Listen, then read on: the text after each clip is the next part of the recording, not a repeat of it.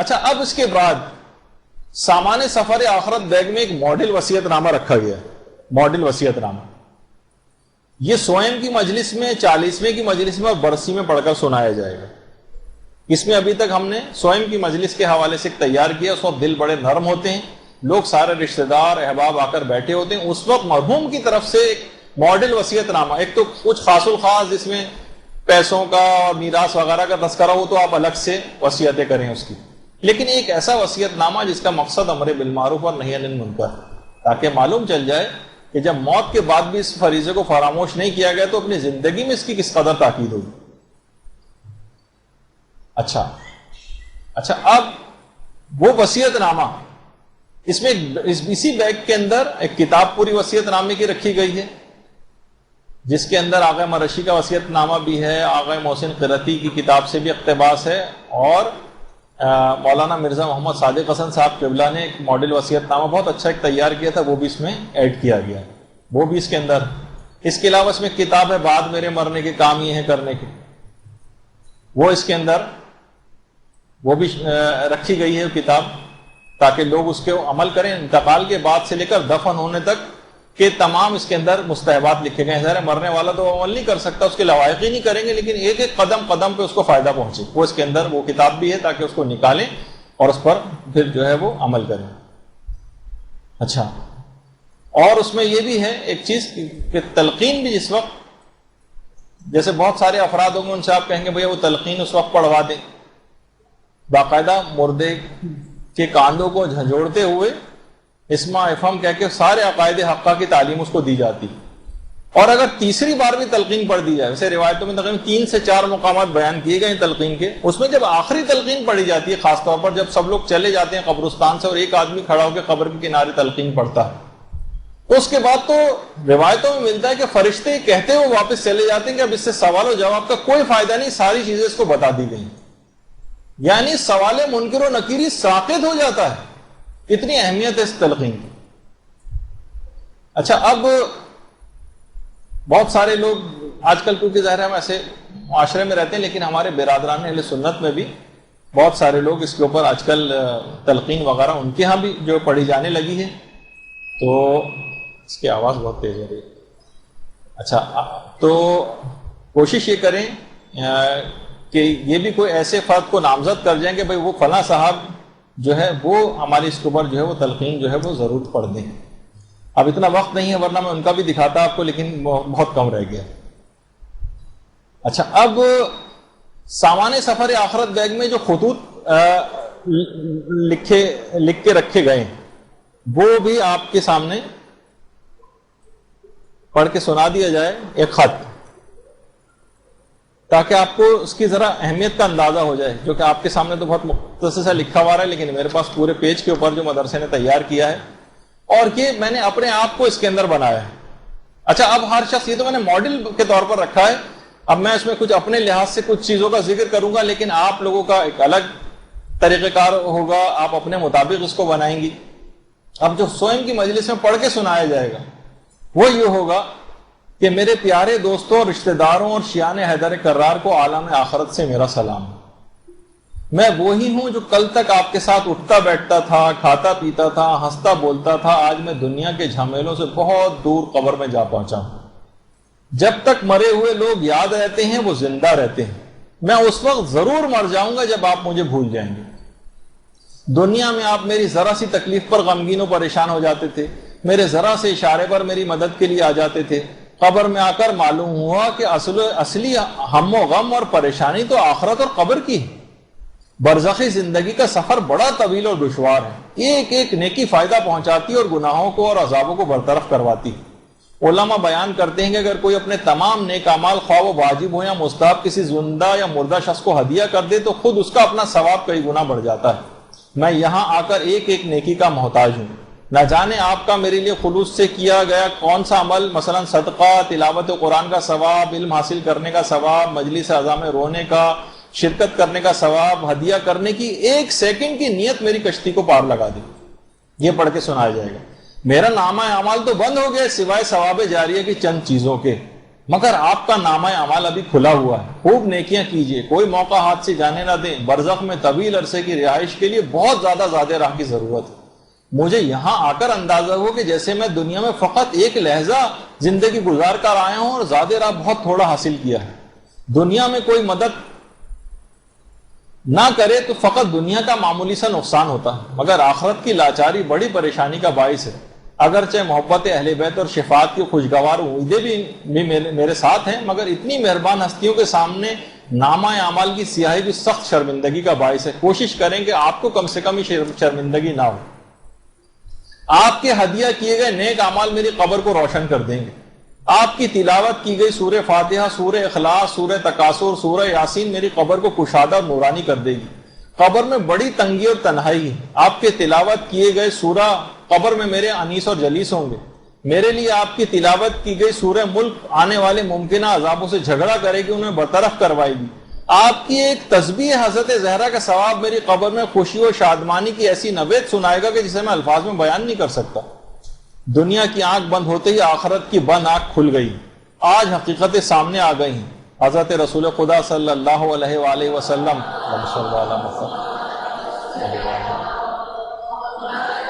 یہ فرما گئے ہیں کہ اپنے مردوں پر رحم کرو، لہٰذا اس فرمان رسول خدا پر عمل کرنے کے لیے آپ کی مدد کا طلبگار و منتظر آپ کا بھائی آپ کو پور امید دل کے ساتھ خدا حافظ کہہ رہا ہے۔ والسلام، راہ عالم آخرت کا مسافر سید عابد حسین زیدی۔ تو بہرحال یہ ایک، تاکہ اس میں تمام چیزیں، اس وقت لوگوں کے دل بڑے نرم ہوتے ہیں، اس وقت انہیں باتیں کی جائیں اثر بھی کرتی ہیں۔ اچھا، مرحوم کی طرف سے یہ خط ہمیں سنایا جا رہا ہے تو وہ بھی اس کے اندر موجود ہوگا۔ اچھا، کچھ چیزیں ایسی بھی ہیں کہ کچھ انڈیویجول خطوط بھی آپ لکھ سکتی ہیں الگ سے سب لوگوں کے درمیان، کچھ انفرادی قسم کے خطوط۔ آپ ہر شخص اپنے مطابق اپنے دوست احباب کو جانتا ہے کہ وہ کیسے ہیں، ان سے ویسے ہی کام اپنے لیے لے لیں۔ کچھ ہم نے اپنے لیے بھی تیار کی ہیں، یہ کوئی شرعی حکم نہیں، یہ ڈوبتے ہوئے شخص کے سہارے ہیں۔ تمام خطوط کا جو مضمون ہے وہ آپ خود اپنے طور پر اپنی کسی جاننے والیوں کو آپ کس طرح سے، مثلا ہو سکتا ہے کہ آپ کے لیے ایک استاد بھی ایک باپ کی طرح سے ہوتا ہے، ایک خط طالبات کے نام بھی میری طرف سے ہو کہ کم سے کم آپ اپنے علم دین حاصل کرنے کا ثواب بھی مجھے ہدیہ کر دیں۔ کیا کم سے کم ایک انٹرسٹ تو ہمارا آپ لوگوں کے اندر یہ ہوتا ہے کہ کوئی ثواب ہمیں ملے نہ ملے، جو آپ درود پڑھتی ہیں نا، اس کی قبولیت تو 100% یقینی ہوتی ہے۔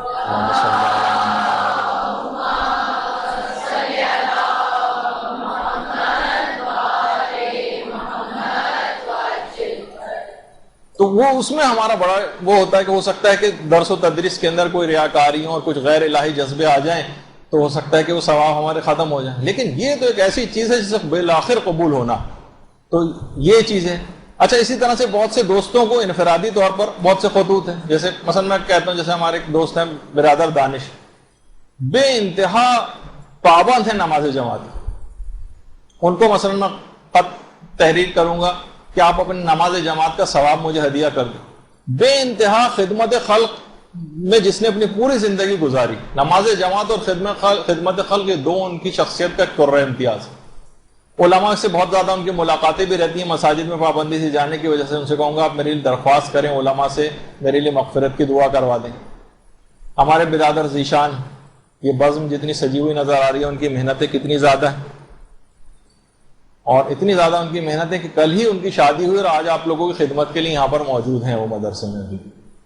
یہ تمام چیزیں ایسی ہیں۔ ان کے نام میں خط ہوگا کہ بھائی آپ یہ جتنے SMS ہیں لوگوں کو جتنے زیادہ کر سکیں اور سورہ فاتحہ کی التماس کر سکیں کہ مرتا ہوا شخص، اس کو ہر طرح کے سہاروں کی ضرورت ہوتی، ان کو ہی تحریر کروا کے جائیں گے۔ تو اسی طریقے سے بہت سارے مولانا محترم ہمارے مولانا دانش حسن صاحب ہیں، ان سے میں کہوں گا کہ وہ ہمارے لیے جو ہے وہ کم سے کم جیسے یہ بھی حالت احتضار اور اس کے مرنے کے بعد کے بھی مختلف اعمال اور یہاں تک کہ تلقین وغیرہ پڑھانا، یہ مولانا محترم اپنے ذمے لے کم سے کم لے لیں۔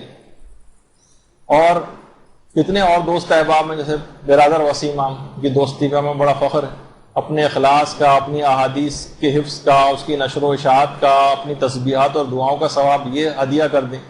مدرسے کی وہ پوری انتظامیہ جو فردن کا میں نام بھی یہاں پر نہیں لے سکتا، جتنے بھی افراد یہاں پر موجود ہوتے ہیں، کتنا آپ لوگوں کے رات و دن خدمت میں انہوں نے ایک کیا ہوا ہے، تو ان سب کے نام الگ الگ خطوط جو بھی ہو سکتے ہیں وہ تحریر کیے جائیں گے۔ اسی طریقے سے جب ان کو خط پہنچیں گے تو وہ فوراً انتقال کے بعد بیگ سے وہ خطوط نکال کے ان افراد کو دے دیے جائیں گے اور ان میں پہلے سے ان سے کچھ گزارشات کی گئی ہوں گی.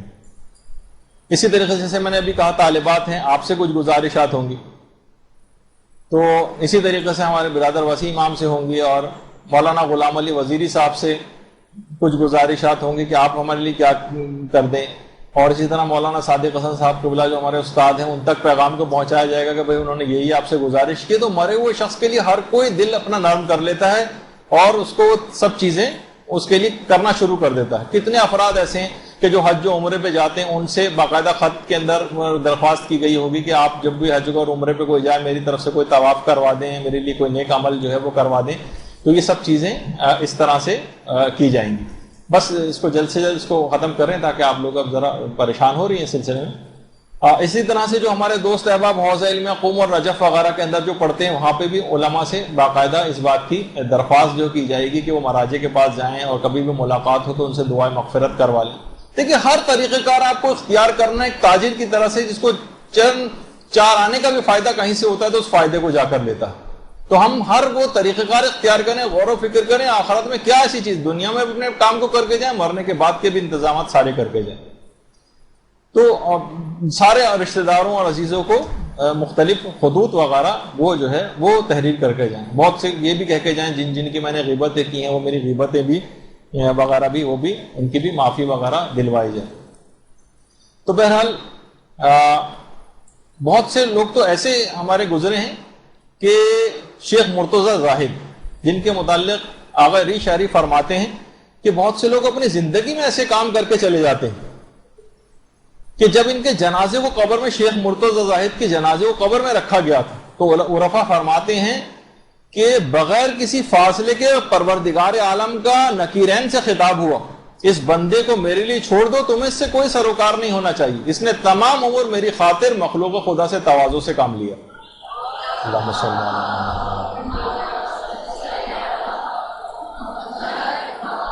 اور یہ اپنے اندر ذرہ برابر تکبر نہیں رکھتا تھا. باقاعدہ رجب علی خیاط نے پھر میں نے خدا کو پا لیا جو کتاب ہے اس کے اندر بھی شیخ مرتضی زاہد کی بات نقل کی.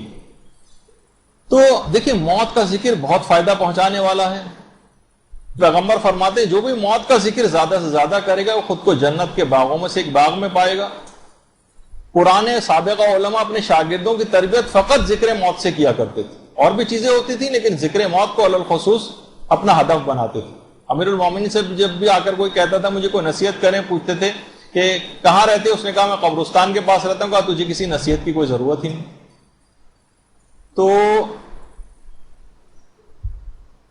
اور کوشش ایک چیز اور بھی کریں کہ یہ جو سامان سفر آخرت بیگ، اس کو آپ جو شب قدر وغیرہ آئیں گی اس میں نکال کر اپنے سامنے رکھیں، ساری دعائیں اور اذکار اور عبادات کرنے کے بعد اس کے اوپر پھونک بھی ماریں تو ایک تاکہ یہ آپ کو اس کا فائدہ اور اثر پذیری جو ہے وہ اور زیادہ بڑھ جائے. اور اس میں کوشش کریں کہ کچھ پیسے صدقے کے طور پر بھی ساتھ میں رکھ کر چلے جائیں. ظاہر ہے کہ کوئی بھی شخص ایک تہائی چیز کی وصیت کر سکتا ہے اپنے مال سے، تو سمجھے ایک تہائی میں کاؤنٹ ہو جائیں گے وہ، تاکہ جب انتقال کے بعد وقت اور جس وقت غسل دیا جا رہا ہو، دفن کے وقت اور دفن کی پہلی رات، تاکہ صدقہ ہو جائے اور ممکنہ عذابوں سے بچا جا سکے. پیغمبر فرما گئے ہیں کیونکہ میت پر دفن کی پہلی رات سے زیادہ سخت کوئی اور لمحہ نہیں ہوتا، لہٰذا اپنے مردوں پر رحم کرو، ان کے لیے صدقہ دیا کرو. تو یہ آپ پہلے سے انتظام کر کے چلے جائیں. تو بالآخر ایک موقع ایسا آئے گا کہ اس طریقے سے ہم کفن میں لپٹے ہوئے کہیں پڑے ہوں گے. اور عورتوں کے لیے خاص طور پہ بات کہی جاتی ہے، وہ خاص طور پہ جو بے پردہ ان کو شرم دلانے کے لیے، کہ جو ساری زندگی اپنے سر و سینے کو نہیں ڈھانپتی تھی، پروردگار ان کو سینہ اور سر ڈھانپ کر ہی بلواتا. تو علماء کہتے ہیں کہ مسلمان عورت افسوس ہے تجھ پر کہ اللہ تجھ سے کتنی حیا کرتے ہیں لیکن تو ساری زندگی خدا سے حیا نہیں کرتے. تو بہرحال یہ فائنل ڈیسٹینیشن ہے، قبر میں اس طرح سے ڈال دیا جائے گا، پھر اس کے بعد بند کر دیا جائے گا قبر کو. اور چاہے قبر اوپر سے کیسی ہی کیوں نہ کر دی جائے، اگر بہت اچھے نیک عمل کر کے گئے تو قبر بھی نورانی ہو جائے گی. کچھ ہی عرصے میں قبر میں اندر یہ حال ہو جانا. جب بھی امیر المومنین فرما گئے میں تمہیں اس دنیا کو چھوڑنے کی وصیت کرتا ہوں جو تمہیں چھوڑنے والی نہیں، حالانکہ تم اس کو چھوڑنا پسند نہیں کرتے. اور شیخ سعدی بھی یہ بات فرماتے تھے کہ دولت کمانے کے لیے اپنی صحت انسان کھو دیتا ہے، پھر صحت کو واپس لانے کے لیے پھر دولت کو خرچ کرتا، مستقبل کو سوچ کر اپنے حال کو ضائع کرتا ہے، پھر مستقبل میں اپنے ماضی کو یاد کر کے روتا ہے۔ جیتا ایسے ہے جیسے کبھی مرنا ہی نہیں، اور مر ایسے جاتا ہے جیسے کبھی جیا ہی نہیں۔ تو جب بھی پیغمبر فرما گئے ہیں کہ جب تک تمہیں سانسوں کی مہلت ملی ہوئی ہے، زندگی کی تازگی حاصل ہے، اعمال صالحہ بجا لانے کے موقع کو غنیمت جانو، قبل اس کے کہ رنج و اندوہ کا شکار ہو جاؤ۔ اس وقت پشیمانی بے فائدہ اور بے سود ہو جائے گی، ابھی موقع ہے آپ کے پاس۔ اور یہ بھی فرما گئے امیر المومنین کہ صرف جنت صرف تمنا اور آرزوؤں سے حاصل نہیں ہوتی، جنت کی قیمت عمل صالح، یہ اگر آپ انجام دیں گی تو پھر واقعی یہ سب چیزیں فائدے مند ہوں گی۔ اور یہ جو بیگ ہے کوشش کریں کہ یہ آپ لیں، اور جتنی بھی چیزیں اس میں ممکن ہے ہمارے لیے ہم نے رکھ دی ہیں، لیکن جو بعد میں کبھی لینے کے لیے آئیں گے تو ظاہر ہے کہ ہمارے پاس لمیٹڈ چیزیں ہوتی ہیں، ہو سکتا ہے اس میں بہت سی چیزیں مکمل نہ رہیں، تو اس توقع پر نہ آئے کہ ساری کی ساری چیزیں اس میں مل جائیں گی، لیکن راہ ہم نے بتا دی ہے کہ کہاں کہاں اس کو آپ مس کر سکتی ہیں، اس کے فائدوں کی اثر پذیری کو بڑھا سکتی ہیں، جتنی ممکن ہے وہ ہم نے جمع کر دی ہیں بہرحال، اور آئندہ بھی کوشش کریں گے تو اس کو زیادہ سے زیادہ اور لوگوں کے لیے لیجیے، رائج کیجیے، اس کو تحفے میں دیں، کیونکہ روایتوں میں کہ الدال علی الخیر کفاعل ہی، جو کسی چیز کی بنیاد رکھتا ہے تو خیر کی بنیاد، تو ایسے ہی نہیں کسی کو آپ کوئی چیز دیں، کسی کو فائدہ پہنچائیں، تو بہرحال یہ چیزیں بالآخر آپ کو فائدہ پہنچائیں گی۔ آپ کوشش تو کر کے دیکھیں کبھی دوسروں کو فائدہ پہنچائیں اس سلسلے میں، تو مرنے کے بعد ہی پھر اس کا آپ کو ثواب اور فائدہ پتہ چلے۔ اب امید قوی ہے کہ برزخ زندگی کا سفر ان تمام چیزوں کے ساتھ انتہائی سہولت اور آسانی کے ساتھ طے ہو جائے گا۔ اب یہی ایک نصیحت ہے کہ کیا یہ بات مناسب نہیں کہ وہ اپنے پروردگار عالم جو بہانے سے اپنے بندوں کو معاف کرنا چاہتا ہے، کبھی جریدتین رکھ کر معاف کروا رہا ہے، کبھی کہہ رہا ہے لکڑیاں رکھ دو، یہ رکھ دو، وہ رکھ دو، وہ رکھ دو، کہ کسی طریقے سے بہانے سے معاف کرنا چاہتا ہے، تو بندہ مومن اپنی زندگی میں اس کی رحمت کی شکر گزاری میں اس کی کوئی نافرمانی نہ کرے، اور اگر کبھی نافرمانی ہو جائے تو سچے دل کے ساتھ توبہ کرے۔ بس یہ آج کی قحط تک تھا یہ پورا پیغام، کہ سامان کو بھی اپنے ساتھ لے جانا ہے، اور اصل سامان جو عمل صالح ہے اس کی مکمل